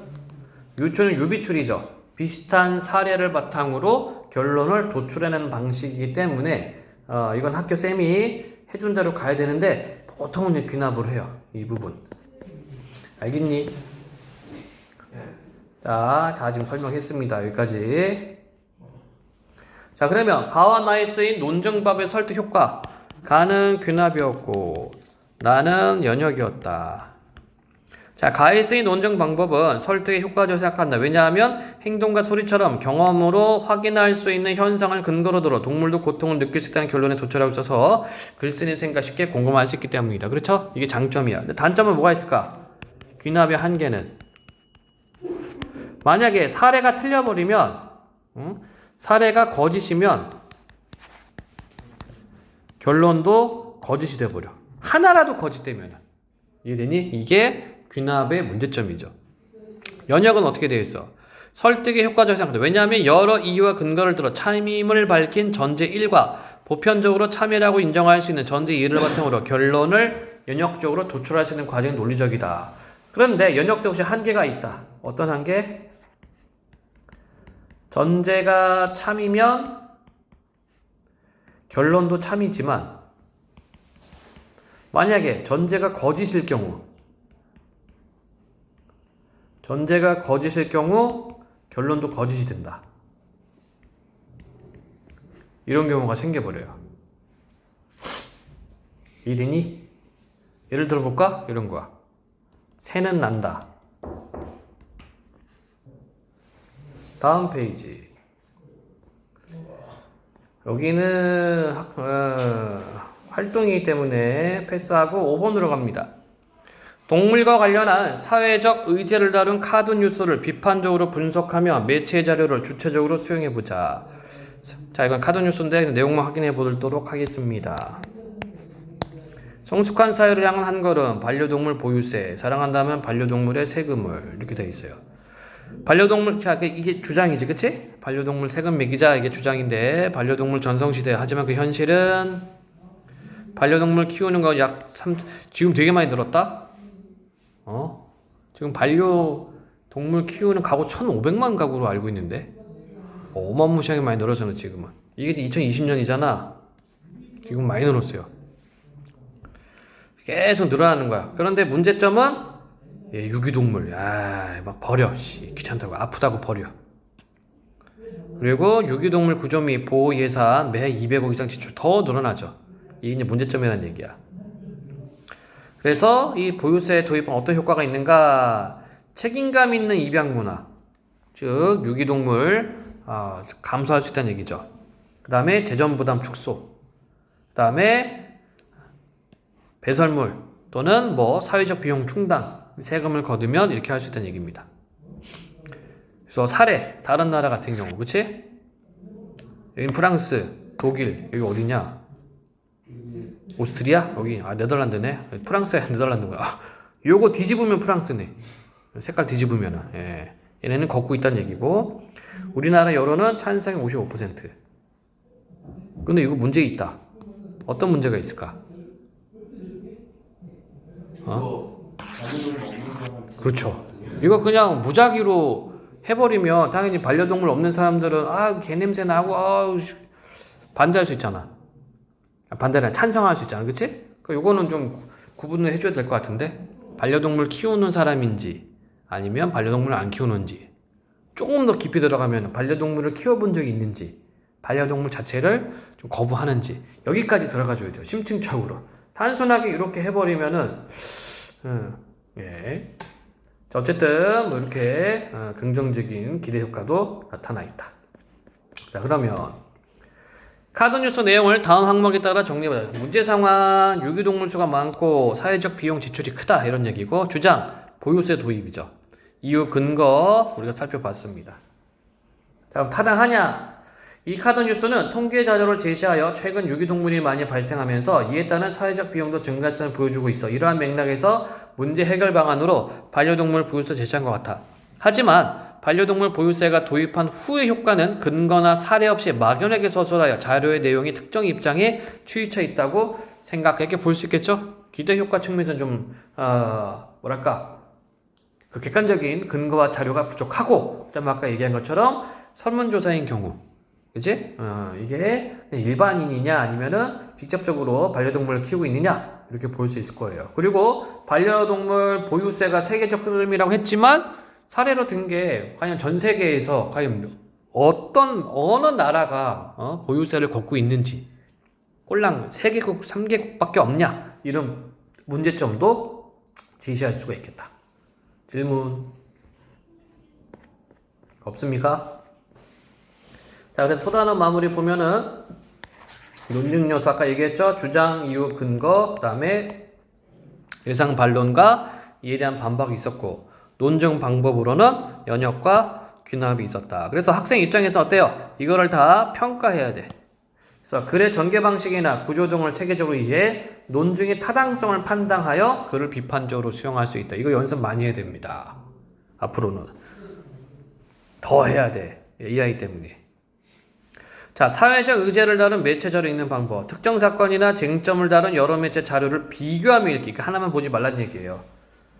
매체 자료가 제작된 사회 문화적 맥락을 파악하기, 매체 자료를 분석하여 주체적으로 수용하기. 너무 뻔한 내용들이다. 그쵸? 이렇게 보면 되겠네. 쉬는 시간. 자, 토론으로 해결 방안 탐색하기. 아마 2학기라네. 기말 시험범위이긴 하겠지만 빠르게 한번 풀고 넘어갑니다. 학습 활동이 어딨지? 필수 쟁점별로 논증을 구성할 수 있다. 이게 되겠고, 이건 뭐 실제 토론해보는 거고, 그다음에 수행으로 들어갈 거야. 이거는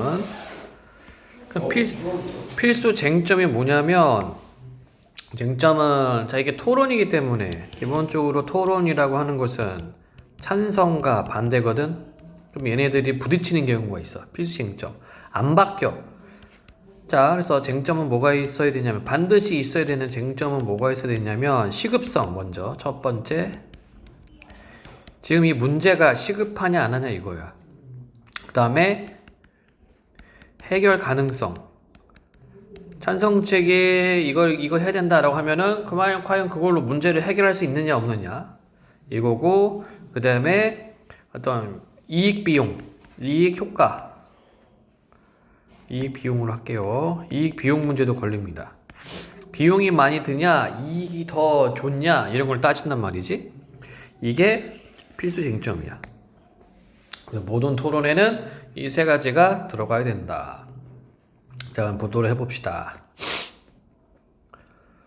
그래서 토론은 요 순서대로 진행을 해야 되거든.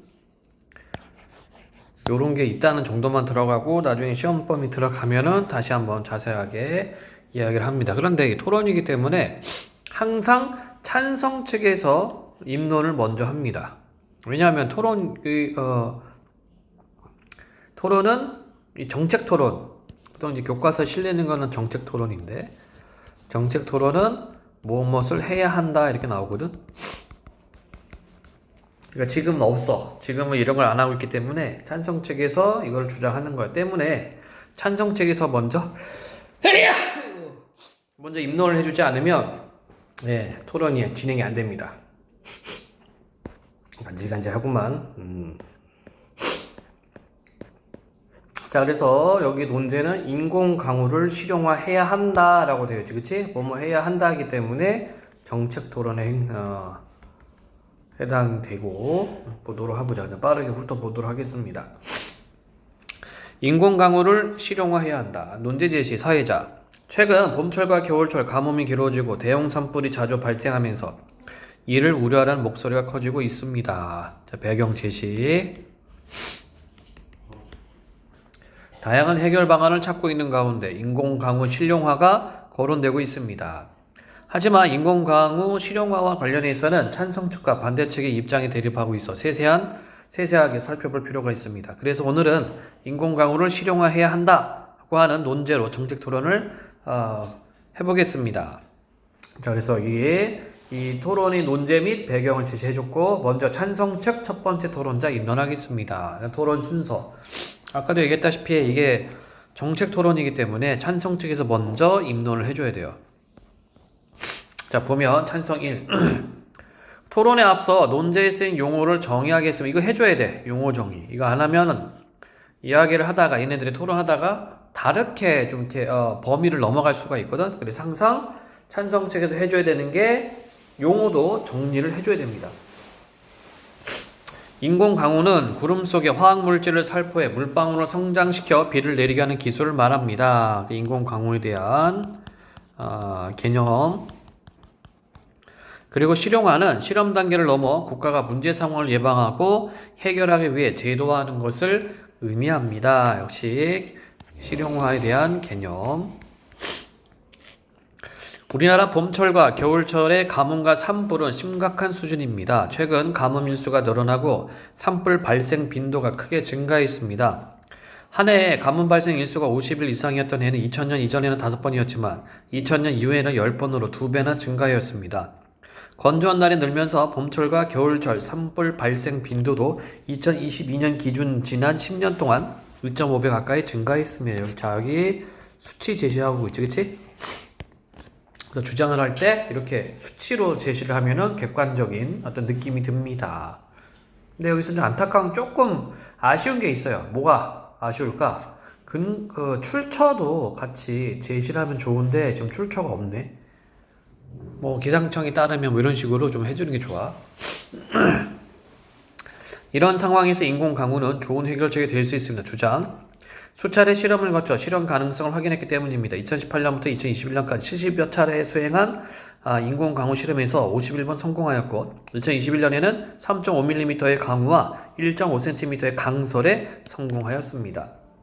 실험 단계에서 성공한 강우량으로는 가뭄과 산불을 예방하거나 해결하기 미흡하다고 비판할 수 있습니다. 그러나 앞서 언급한 실험 성과는 우리나라의 한 대뿐인 인공강우 전용 항공기로라는 것입니다. 전용 항공기를 더 확보하고 전문 인력과 예산을 늘려 인공강우를 시행한다면 인공강우로 가뭄과 산불을 충분히 예방할 수 있습니다. 자, 그래서 문제점 얘기했죠? 가뭄하고 산불, 그것을 대비하기 위해서 인공강우, 이것을 실용화해야 된다라고 이야기를 했다. 이어서 반대측 토론자 반대신문 읽겠습니다. 반대 2. 건조한 날이 늘면서 산불 발생 빈도가 증가했다고 하였는데 그렇게 판단한 근거가 있나요? 찬성 1. 2022년 월별 건조일수와 산불 자, 봐봐. 요거 하나 설명해 줄게. 지금 반대 2가 질문 던졌지, 그치? 반대 2가 질문 던지는 이유는 이렇게 질의응답 하고 나서 반대 1이 반대측 입론을 해야 돼. 그래서 반대 1이 질문을 던지는 것이 아니고 반대 2가 질문하는 거다. 자, 22년 월별 건조일수와 산불 발생 건수 그래프를 보면 흐름이 비슷하다는 것을 알 수 있습니다. 좀 요렇게 좀 되어 있어요. 흐름이. 건조한 날이 늘면서 산불이 빈번해진 건 분명합니다. 반대 2. 4월과 12월은 건조일수와 산불 발생 건수 흐름이 맞지 않는데 찬성측이 건조일수와 산불 발생 건수가 상관관계가 있다고 해석한 것은 적절하지 않습니다. 4월, 12월, 그렇지? 건조일수하고 산불 발생 건수하고 맞지 않지 않냐? 이렇게 지금 얘기를 했어요. 지난 10년간 연평균 산불 발생 건수 통계에 따르면 사람이 실수로 낸 산불의 비중이 33%로 산불 발생 원인 1입니다. 인공강우보다 실수로 낸 산불을 막는 게 더 현실적인 산불 예방책이 아닐까요? 이렇게 또 반박했죠. 찬성 1. 근본적으로 건조한 기후 환경이 개선되지 않으면 단 한 건의 화재가 대형 산불로 번질 수 있습니다. 2019년에 기상청에서 밝혔듯이 산불이 자주 발생하는 시기에 인공강우로 건조한 대기를 바꾼다면 산불을 효과적으로 예방할 수 있을 겁니다. 이렇게 답변. 사회자. 다음으로 반대측 첫 번째 토론자가 입론하겠습니다. 자, 그래서 아까 얘기한 것처럼 반대 1이 입론하는 것이고 봄철과 겨울철 가뭄과 산불은 우리 사회가 해결해야 할 중요한 문제라는 점은 찬성측과 입장이 같습니다. 자, 그래서 반대측과 찬성측이 공통으로 인식하는 문제점. 하지만 인공강우의 실용화를 고려해야 할 정도로 가뭄과 산불이 심각한 것은 아닙니다. 우리나라 연평균 강수량은 세계 평균 강수량보다 약 500mm 이상 많을 정도로 풍부합니다. 다만 다른 나라에 비해 우리나라는 1인당 물 사용량이 많고 가뭄이 발생했을 때 적절하게 수자원을 이용하기 어려운 지역이 많아 수자원이 부족한 것처럼 보이는 것입니다. 자, 이게 이제 반대하는 근거가 되는 거죠. 또한 산불은 사람의 실수가 직접적인 원인입니다. 실수로 낸 산불의 비율에 봄철에 논밭을 태우거나 산 주변에서 쓰레기를 소각하다가 산불로 번진 것까지 더하면 사람이 일으킨 산불은 그 비중이 전체의 59%에 이를 정도입니다. 따라서 산불 문제는 실수로 낸 화재나 쓰레기 소각 등으로 발생하는 화재를 사전에 예방하면 해결할 수 있습니다. 한마디로 보니 인공강우 그건 시급한 거 아니다. 산불 예방은 이렇게 할 수 있다. 라고 지금 주장하고 있어요. 인공강우가 좋은 해결책이라는 것에도 동의할 수 없습니다. 현재 우리나라의 기술력으로는 인공강우를 실용화하기 어렵습니다. 또한 인공강우에 정서적 반감을 느끼는 사람도 많고 인공강우를 시행할 경우 주변 국가와 분쟁이 일어날 수도 있습니다. 한 지구환경학 교수는 언론사와 인터뷰에서 특정 국가의 인공강우 시행이 주변국의 강수량 감소에 영향을 줄 수 있다고 하였습니다. 한마디로 뭐예요? 여기서 인공강우 실험하면은 저쪽에서 습기가, 구름이 일어나지 않는다는 얘기야. 또한 2020년 12월에는 한 신문사에서 특정 국가가 인공강우를 시행한 것에 대한 주변국의 비판과 우려의 목소리를 보도한 바 있습니다. 이처럼 인공 강우를 시행하려면 주변국에 미치는 영향과 주변국과의 관계도 고려해야 하기 때문에 인공 강우를 원활하게 시행하는 것은 무척 어려운 일입니다. 그러므로 인공 강우에 실용하는 적절한 해결 방안이 아닙니다. 이게 이제 주장이 되는 거죠. 그죠? 내용 질문 없어? 다음으로 찬성 측 토론자가 반대 신문하겠습니다. 찬성 1. 자, 여기서 찬성 1이 이렇게 질문하는 이유는 뒤에 찬성 2가 두 번째 입론을 해야 되기 때문에 얘가 미리 질문을 해주는 거예요. 인공강우 시행을 반대하는 이유로 정서적 반감을 언급하였는데요. 이를 뒷받침하는 근거가 있습니까? 반대 1. 2021년에 미국의 한 설문조사 업체에서 미국 성인을 대상으로 인공강우에 관한 인식을 조사한 결과 미국 성인 10명 중 7명은 인공강우가 지구 생태계에 미치는 영향이 완전히 밝혀지기 전에 인공강우를 시행하는 것을 우려하였습니다. 자, 미국 설문조사 결과를 근거로 대고 있고 반대 측이 제시한 근거는 외국의 설문조사 결과로 우리나라의 여론과 맞지 않을 수 있습니다.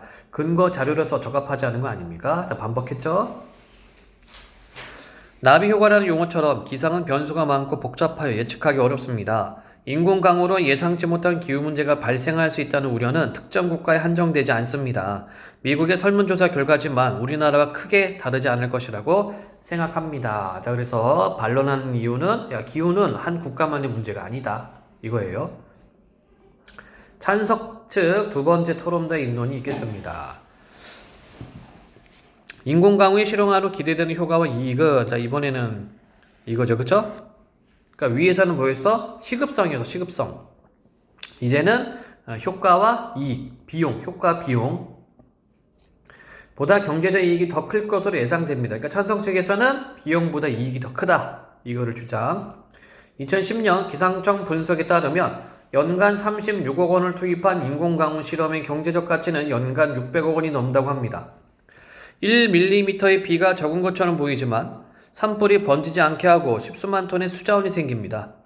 반대측은 우리나라의 기술력으로는 인공강우 실용화에 한계가 있다고 합니다. 물론 강우량 수치만 보면 그렇게 판단할 수 있습니다. 그러나 이는 인공강우 기술의 개발 역사나 연구 수준을 고려하지 않고 결과만을 중요하게 생각하는 태도입니다. 인공강우 기술의 선진국이라 불리는 미국, 중국, 러시아 등은 모두 기술 개발의 역사가 70년 이상으로 우리나라보다 배 이상 깁니다. 또한 해당 국가들은 인공강우 시행에 필요한 항공기도 수십 대를 보유하고 있습니다. 어떤 기술이든 실용화에는 비용이 듭니다. 우리나라와 미국의 인공강우 개발 역사는 차이가 크지만 우리나라와 미국의 기술 격차는 7년 이내라고 합니다. 전문 인력과 예산이 확보된다면 인공강우로 가뭄을 해결할 수 있습니다. 사회자, 이어서 반대측 토론자 반대신문 시작해 주십시오. 반대 1.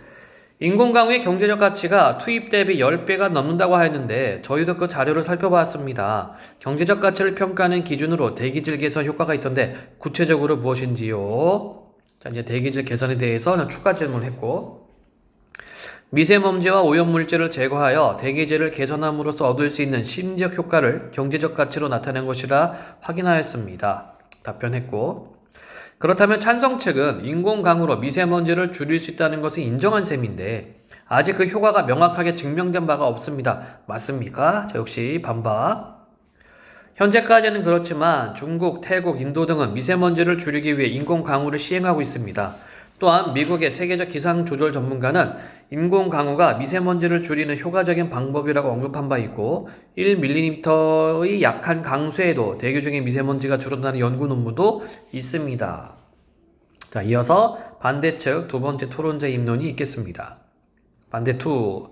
과학기술 실용화를 위한 연구와 개발비 투자는 물론 필요합니다. 하지만 제한 없이 지원될 수는 없습니다. 2022년 국회 국정감사에서 2018년부터 2022년 9월까지 인공강우 실험에 200억 원 가까이 투입되었지만 만족할 만한 성과가 없었던 점이 문제로 지적된 바 있습니다. 즉 이익보다 비용이 크다는 거 지금. 이는 세금 낭비라는 비판을 피하기 어렵습니다. 그리고 구름을 만들 때 이용되는 화학물질에 대한 논란도 고려해야 합니다. 이 화학물질은 약하더라도 독성을 지녔습니다. 이러한 물질이 비에 포함되어 내린다는 사실을 사람들이 안다면 사람들은 어떻게 반응할까요? 따라서 먼저 구름을 만들 때 사용하는 화학물질이 환경과 인체에 어떤 영향을 미치는지 면밀하게 검토해야 합니다. 자, 비용이 크다 요거 하나 얘기하고 있고 그쵸? 그 다음에 화학물질 구름 만들 때 필요한 화학 물질이 비로 내리는데 이거 사람한테 어떤 영향을 주는지 환경에 어떤 영향을 끼치는지 이거 연구해야 된다 라고 지금 이야기하고 있어. 우리나라의 봄철과 겨울철 가뭄이 인공 강우를 고려할 정도로 심각한 상황은 아닙니다. 세계보건기구에 따르면 세계 인구의 절반가량은 1인당 하루 100리터 이상의 물로 살아가지만 우리나라는 300리터 이상을 이용할 정도로 낙관적 상황입니다. 그리고 인공 강우로 강수량을 늘려 가뭄을 해결하는 것은 근본적 해결책이 아닙니다. 수자원 이용이 어려운 지역에도 수자원을 평등하게 사용할 수 있도록 물 공급망을 구축하고 일상생활에서 물 전략을 실천해야 합니다. 그러니까 지금 반대측에서 얘기하는 것은 세금 낭비다. 그리고 그 화학물질 그 위험한 거 아니냐. 그거 우선 검토해야 된다. 두 가지 측면에서 반대. 찬성 토론자 반대 신문 시작해 주십시오. 혹시 인공 강우를 시행하고 있거나 실험 중인 나라가 얼마나 되는지 알고 있습니까? 언론 기사마다 차이가 있지만 대략 50여 개국이라고 알고 있습니다. 반대측이 언급한 자료를 좀 더 구체적으로 짚어드리겠습니다. 인공 강우에 적극적인 아랍에미리트는 지금까지 1,500만 달러 이상 투자하였고 미국과 중국은 인공 강우 선진국으로 예산은 우리나라와 비교가 무의미할 정도로 많습니다. 이에 비해 우리나라의 인공 강우 예산은 매우 적은데 이를 두고 세금 낭비라고 하는 것은 과한 비판 아닙니까? 자, 다른 나라 사례를 들어서 그 세금 낭비라고 하는 건 조금 무리다 이렇게 얘기를 했어요. 아닙니다. 인공 강우가 성공하려면 지형과 기후가 적합해야 하고 구름이 있어야 합니다. 하지만 정작 비가 필요한 봄과 겨울에는 구름 없는 날이 많아서 인공 강우가 쓸 가능성이 낮습니다. 그래서 세금 낭비라고 한 것입니다. 자, 그러니까 세금 낭비라고 한 이유는 정작 구름 없는 날이 많은데 그때 인공 강우 만들어서 뭐 하냐 이런 얘기예요. 반론은 당연히 반대측에서 먼저 한다. 자, 지금까지 찬성과 반대 양측의 입론과 반대 신문이 있었습니다. 이제 반론을 들어보겠습니다. 반대측 첫 번째 토론자 시작해 주십시오. 과연 인공강우 실용화만이 봄철과 겨울철 가뭄을 해결할 수 있는 유일한 방안일까요? 물 공급망 구축과 물 낭비를 줄이려는 노력으로도 충분히 해결할 수 있습니다. 또한 아직 인공강우에 관한 국제적인 규약이 없습니다. 우리나라의 인공강우 실험엔 인근 국가가 민감하게 반응하기도 합니다. 인공강우 효과가 확실치 않고 국가 간 분쟁의 소지도 있으므로 인공강우 실용화는 좀 더 두고 지켜볼 일입니다. 야, 분쟁 소지가 있다는 얘기지. 찬석주 첫 번째 토론자 반론.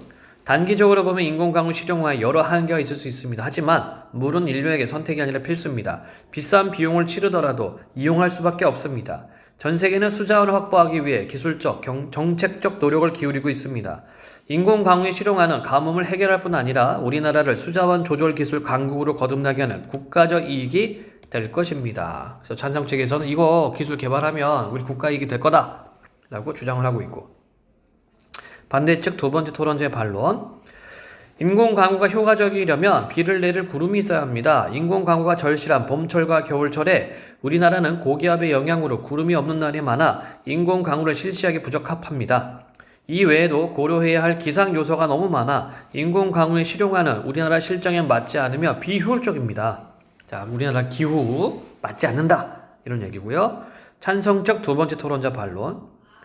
가뭄을 비롯하여 산불, 미세먼지로 고통받는 사람들이 많습니다. 인공강우 실용화는 가뭄과 산불을 예방하거나 해결하고 특히 미세먼지를 개선하는 데 희망이 될 것입니다.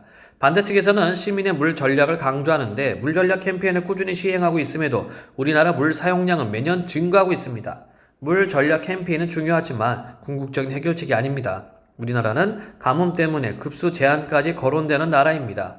안정적인 강수량을 확보하려면 인공강우를 실행해야 합니다. 자, 강수 확보 그리고 미세먼지 해결. 네, 지금까지 인공강우 실용화에 관한 찬반 양측 의견을 들어보았습니다. 서로 입장과 관점을 교환하고 문제에 대한 합리적인 해결 방안이 무엇인지 탐색할 수 있는 시간이었습니다. 이것으로 오늘 토론을 마치겠습니다. 이렇게 해놨죠? 아까도 얘기했다시피 필수 쟁점들, 심각성, 그 다음에 문제 해결 가능성, 그 다음에 이익과 비용, 요 세 개가 필수 쟁점이다.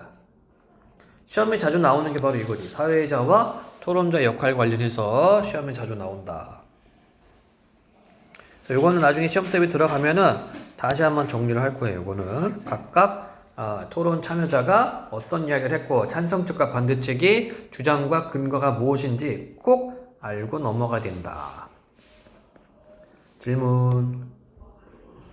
죽으려고 그러네. 정신 차려. 여기는 수행이기 때문에 패스합니다. 자, 요거 갖고 가야 돼. 토론 시 유의할 점. 발언 순서와 시간을 준수하며 상대층에 대한 예의를 갖춘다. 너무나 당연하다. 주장을 명확하게 밝히고, 당연하죠. 토론이니까. 주장을 뒷받침하는 근거를 제시한다. 상대 측 주장에 논리적 허점이나 오류가 없는지 파악하며 듣는다. 이게 이제 공격 틈이 되는 거고. 상대 측 주장을 반박할 때는 감정적 발언을 삼가고 합리적 근거를 제시한다. 좋습니다. 질문하시오. 없니?